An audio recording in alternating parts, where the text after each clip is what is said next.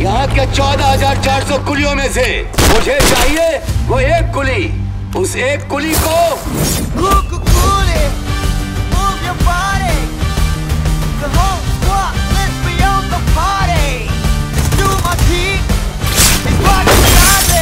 इस देवा को जानने के बाद तूने ऐसा सोचा? খানের সাথে দেখা করতেই ওর চেম্বারে গেছে। তোমার যদি বিশ্বাস না হয় তুমি নিজে গিয়ে দেখে নিতে পারো।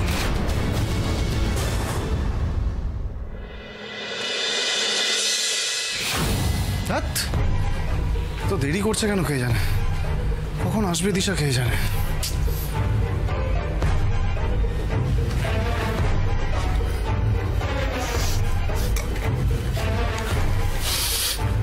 দিশা, আমি রোজ প্রতিনিয়ত তোমাকে খুব খুব মিস করি, খুব। তোমাকে ছাড়া আমি তিল তিল করে শেষ হয়ে যাচ্ছি, তিল তিল করে। বিমান, দিশা তুমি এসে গেছো? জানো তুমি, আজকে তুমি আসবে বলে আমি আমার সব অ্যাপয়েন্টমেন্টগুলো ক্যান্সেল করে দিয়েছি, শুধু তোমার অপেক্ষায় ছিলাম। এসো বিমান, প্লিজ প্লিজ এরকম করো না। দেখো দেখো, আমি তোমাকে আগেও বলেছি আবারও বলছি, আমরা বন্ধু ছিলাম, আছি আর থাকবো, কিন্তু এখন আমার বিয়ে হয়ে গেছে। তুমি প্লিজ নিজেকে সামলাও। ঠিকই তো, আমি তো ভুলেই গিয়েছিলাম যে তুমি আর আমার দিশা নেই, তোমাকে অন্য একজন ছিনিয়ে নিয়ে চলে গেছে আমার থেকে। প্লিজ এখন এসব কথা থাক, আগে বলো বালাটা কোথায়? বালাটা আমি খুব যত্ন করে রেখেছি। এক মিনিট।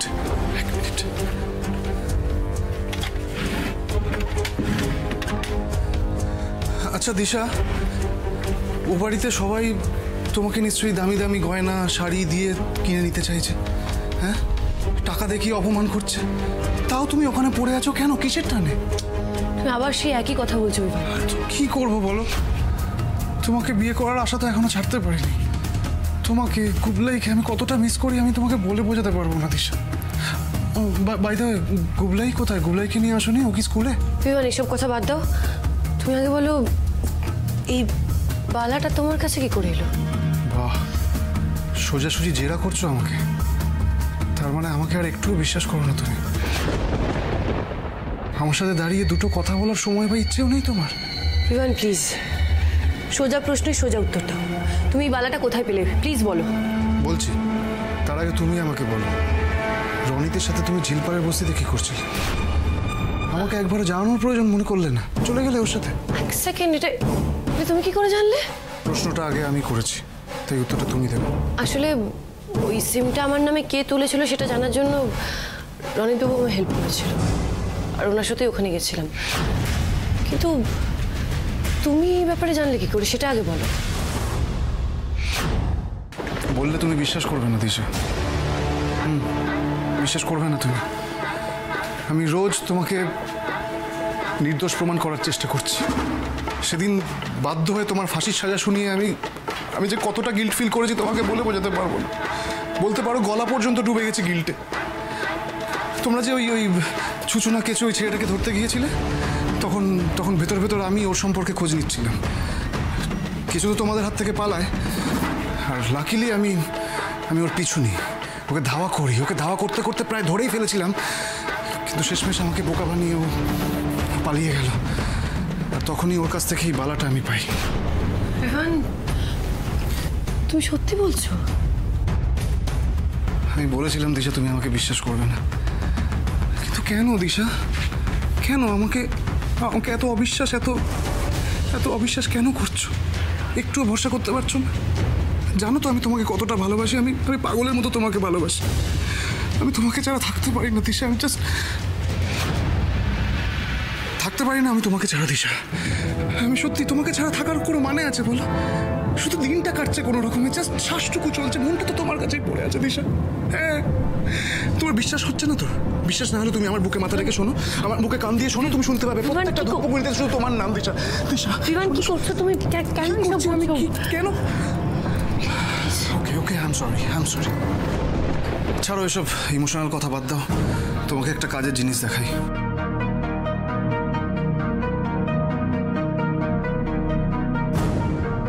দেখো, এই পেপারটা আমি রেডি করেছি। এতে লেখা আছে সৌম্য আর ওর বাড়ির লোকজন তোমার আর গুবলাইয়ের উপর কিভাবে কিভাবে টর্চার করছে।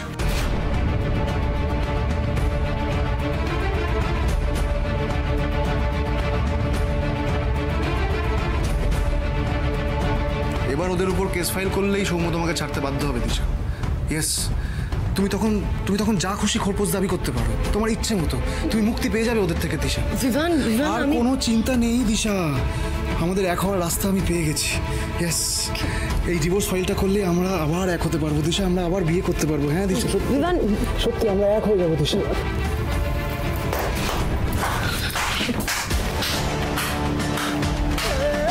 কি আপনি? ওয়ান্ডারফুল। হ্যাঁ, পুরো প্ল্যান ছকা হয়ে গেছে দেখছি।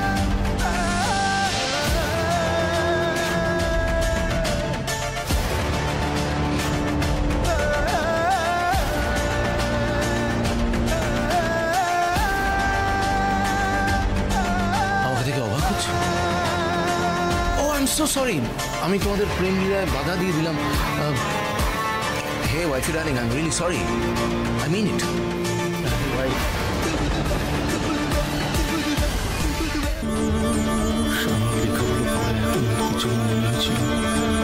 তোমাকে অপরাধী ভেবে আমি হয়তো ভুল করছি। তোমাকে একটা সুযোগ দেওয়া উচিত,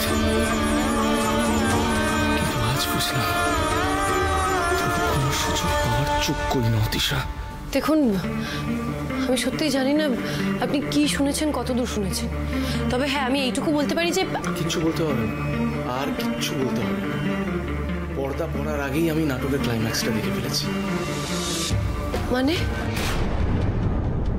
মানে আবার কি?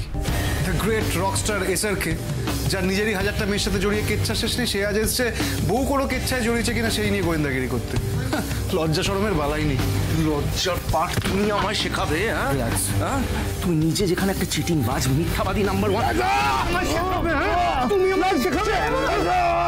কি করছেন? ছাড়ুন ওকে। ছাড়ুন ওকে, কি করছেন? কি করছেন?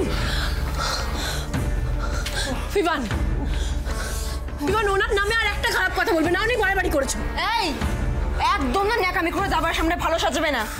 তোমরা দুজনে আমাদের আড়ালে ঠিক কি করেছো না, আমরা সবটা দেখেছি। কি বলছেন? বিভান আমার ভালো বন্ধু, তখন থেকে নোংরা কথা বলে যাচ্ছেন। হ্যাঁ, নোংরা কথা বলার অধিকার এবং একচেটিয়া অধিকার তোমার আছে, শুধু আর কারো নেই। এই যে তোমার এই বন্ধু, স্বনামধন্য বন্ধু, এই বন্ধু থেকে যখন বরের প্রমোশন পাচ্ছে তখন ব্যাগলাটা আমি দিয়েছিলাম, তাই দোষটা আমার। আর তোমার এই প্রেমটা চালিয়ে যাওয়ার খুব প্রয়োজন ছিল, পুরনো প্রেম না, ইউ আন্ডারস্ট্যান্ড? তাই তুমি চালিয়ে গেছো। এই বরের চোখকে আড়াল করে বোকা বানিয়ে তাকে বুদ্ধু বানানোর অধিকার এবং লাইসেন্স পুরোটা তোমার আছে। কি যাতা বলছেন? বিভান আমার বন্ধু। বন্ধু, বন্ধু, ইয়েস, সমাজের চোখে বন্ধু, কিন্তু তলে তলে সবকিছু তুমি চালিয়ে গেছো, সবকিছু চালিয়ে গেছো দিশা। রাতে লুকিয়ে লুকিয়ে ফোন করা, এই ছেলেটা তোমার জন্য নতুন চশমা নিয়ে আসে, বাড়ির সবকটা লোককে লুকিয়ে তুমি এর সাথে দেখা করতে আসো। ওয়াই? কেন? কেন দিশা? আর ভগবান জানে কি করেছো। প্লিজ প্লিজ আর একটা কথা বলবেন না, নিজের লিমিট ক্রস করবেন না। তুমি আমাকে আমার লিমিট শেখাবে, আমার সীমা শেখাবে, নিজে নোংরামি করে বেড়াচ্ছ, এদিকে আমাকে আমার লিমিট দেখাচ্ছ। লজ্জা করে না তোমার? লজ্জা তো আপনার করা উচিত, আপনি না বলে আমাকে ফলো করছেন।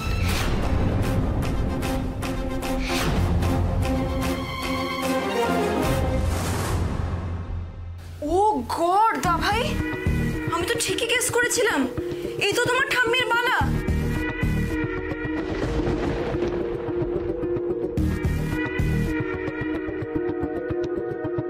কি দেখি? হ্যাঁ, এই বালারাই তার মানে দিশা এই বিভানকে দিয়েছিল। হোয়াট? তুমি এই বালাটা এই ছেলেটাকে কেন দিয়েছিলে? না, দিশা, তুমি শুধু আমাকে ঠকাওনি, তুমি আমার সাথে সাথে আমার মা, আমার পুরো পরিবারকে ঠকিয়েছ। আমি না তোমাকে বউ হিসাবে মেনে নিন, কিন্তু আমার মা নিজের ছেলের খুনি জানা সত্ত্বেও তোমাকে নিজের ছেলের বউ হিসাবে মেনে নিয়েছিল, বিশ্বাস করেছিল, ভরসা করেছিল, ভালোবাসা দিয়েছিল। তুমি তার জবাবে এটা দিলে?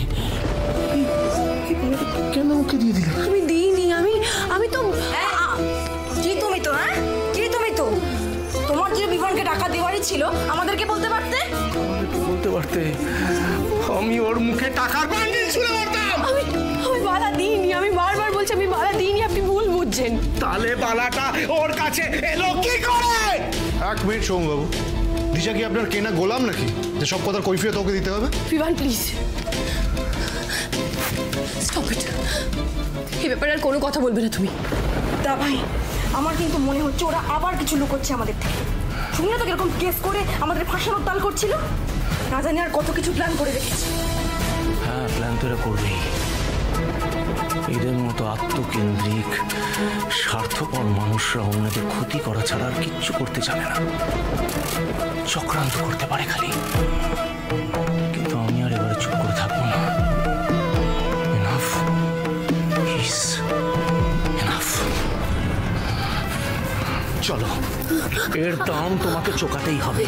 I want an answer. চলো ছাড়ুন।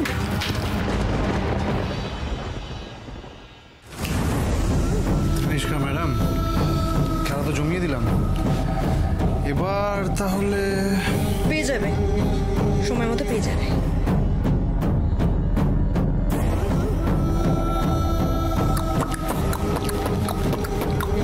লটারি পেল, লটারি। দিশা কিন্তু বললো যে গুগলাইকে আপনাদের কাছে রেখে টিউশন পড়াতে যাবে। আসছে না দেখেই তো আমি গুগলাইকে এখানে ছাড়তে এলাম, কিন্তু এখনো এলো না কেন বলুন তো? সে কি কথা, ও তো টিউশন পড়াতে গেলেও ঘন্টা দুয়েকের মধ্যেই ফিরে। কি করছেন? হাতটা ছাড়ুন সৌম্যবাবু, আমার লাগছে, প্লিজ হাতটা ছাড়ুন। কি করছেন?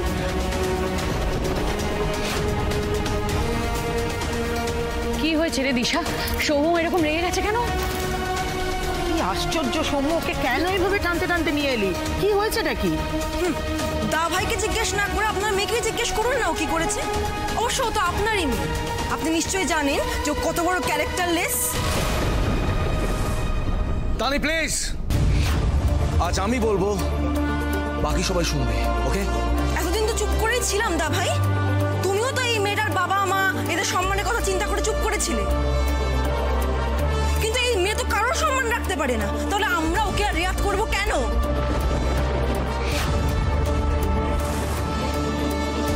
কিসের রেয়াত? তখন থেকে তুমি আমার মেয়ের সম্পর্কে কেন এইভাবে আজে বাজে কথা বলে যাচ্ছ তানিষ্কা? কারণ আপনার এই গুণধরী মেয়ে আমাদের বাড়িতে বউ হয়ে এসে না আমাদের মুখে চুনকালি মাখাচ্ছে। লুকিয়ে লুকিয়ে নিজের এক্স বয়ফ্রেন্ড বিভানের সঙ্গে দেখা করতে যাচ্ছে, তা ভাই অলক্ষ্যে অ্যাফেয়ার চালাচ্ছে। তানিষ্কা, এবার কিন্তু বাড়াবাড়ি করছো তুমি। কিছু না জেনে শুনে তুমি এইভাবে আমাকে অপমান করতে পারো না। 100 বার পারি। তুমি এই বিভানের সঙ্গে কি পশ্চি নষ্টি করছিলে না, সেটা আমি আর দা ভাই আজকে নিজের চোখে দেখেছি। কি দেখেছো তোমরা? সমু, তানিষ্কা, যা দেখেছো সেটা আমাকে খুলে বলো প্লিজ।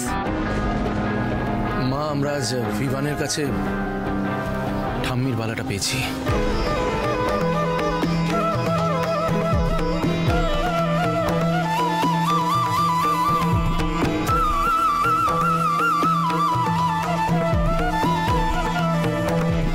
মানে ও ওই বালা বিভানের কাছে গেল কি করে?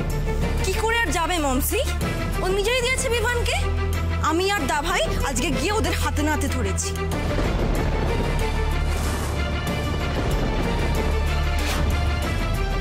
তুই যে বললি দিশা তুই গুগলাইকে রেখে টিউশনে পড়াতে যাবি, তাহলে তুই বিভানের চেম্বারে কি করে পৌঁছলি? কেন গেছিলিস সেখানে? মা, তুমি বিশ্বাস করো আমি কোনো অন্যায় কাজ করিনি। আমি রাইট রাইট রাইট। তার মানে শুধু তুমি আমাকে নয়, আমার গোটা পরিবারকে বোকা বানাচ্ছ? হ্যাঁ, আরে বাবা, ওয়ান্ডারফুল। হ্যাঁ, দারুণ অ্যাক্টিং করো তুমি, ভেরি নাইস।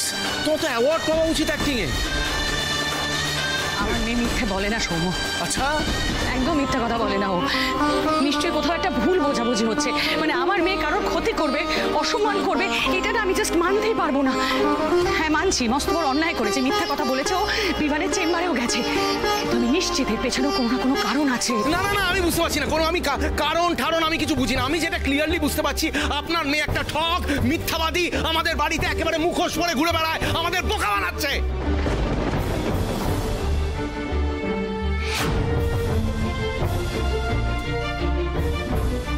আচ্ছা আমি যদি এতই খারাপ হই তাহলে তাহলে আপনি আমাকে বিয়ে করলেন কেন?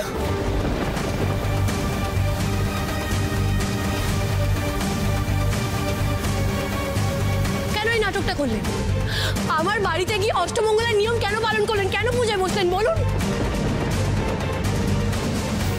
আমি প্রতিজ্ঞা করলাম এই সম্পর্ককে চিরস্থায়ী করতে সর্বদা সচেষ্ট থাকব।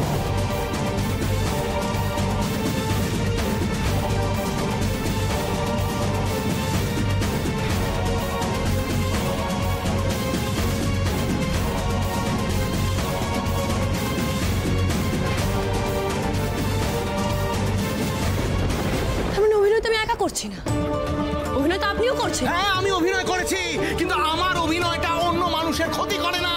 তোমার অভিনয় মানুষের ক্ষতি করছে, সম্পর্কের ক্ষতি করছে, আমারটা করছে না। আমি কারোর ক্ষতি করিনি সৌম্যবাবু, প্লিজ। আপনি যদি আমাকে বিশ্বাস না করতে পারেন তাহলে রোজ রোজের এই অশান্তি, এই নাটক, এই অভিনয় এসবের দরকার নেই। শেষ করে দিন, মুক্তি দিয়ে দিন, আমাকে নিজের বাড়ি ফিরে যেতে দিন।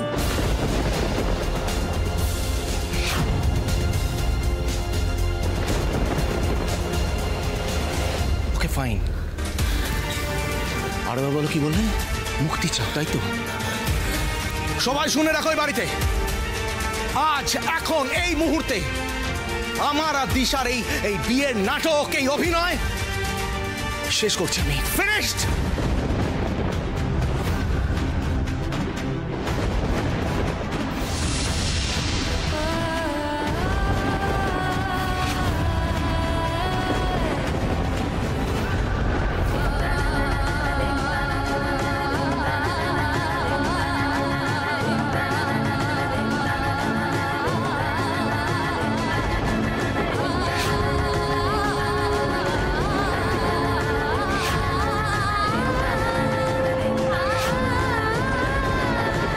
একদম না, এই মঙ্গলসূত্রে একদম হাত দেবেন না।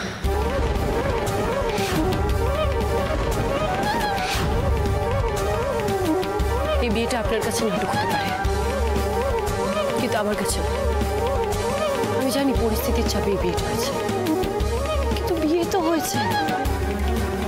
অগ্নিকে সাক্ষী রেখে 7টা বছর নিয়ে আপনি আমাকে বিয়ে করেছিলেন, এটা ধরলেন না এক্ষুনি? এই মঙ্গলসূত্র আমার গলায় পড়েছিল। একজন সধবা স্ত্রীর গা থেকে এই মঙ্গল চিহ্ন কেড়ে নেওয়ার অধিকার আপনার নেই সৌম্যবাবু।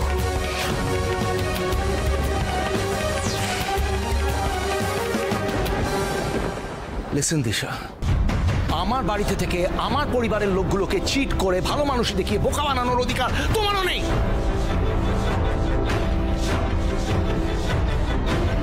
সৌম্য প্লিজ বাবা, তুমি একটু শান্ত হও প্লিজ, একটু প্লিজ মা, আজ আমাদের মাঝে কেউ কথা বলবে না। আপনার চোখে আমি অপরাধী তো? আপনি আমাকে শাস্তি দিতে চান তো দিন, বলুন কি শাস্তি প্রাপ্য আমার? শাস্তি নেবে তাও সত্যিটা স্বীকার করবে না। ওকে ফাইন, তাহলে কান খুলে শুনে রাখো। তোমার শাস্তি হলো তুমি এই বাড়ির বাইরে একটা পাও রাখতে পারবে না। তুমি এ বাড়িতে বন্দী।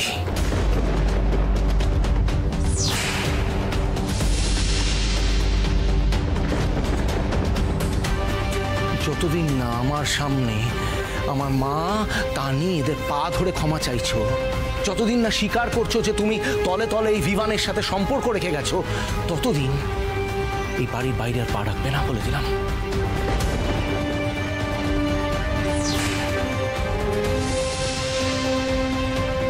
কি বলছিস কি সৌম্য? ঠিক বলছি মা, এই শাস্তি দিশার প্রাপ্য। কিন্তু এই বালাটা ওর একদমই প্রাপ্য নয়। খোলো, ঠিক বলেছিস। খোলো এটা।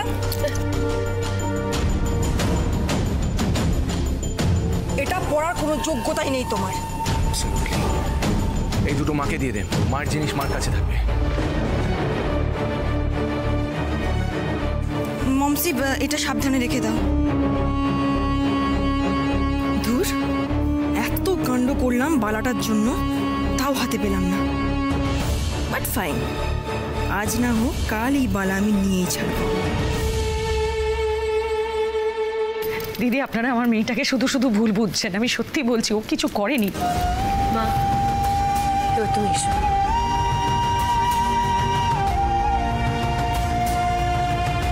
এই পৃথিবীর কেউ আমাকে বিশ্বাস করুক আর না করুক, তুমি প্লিজ আমায় বিশ্বাস করো মা।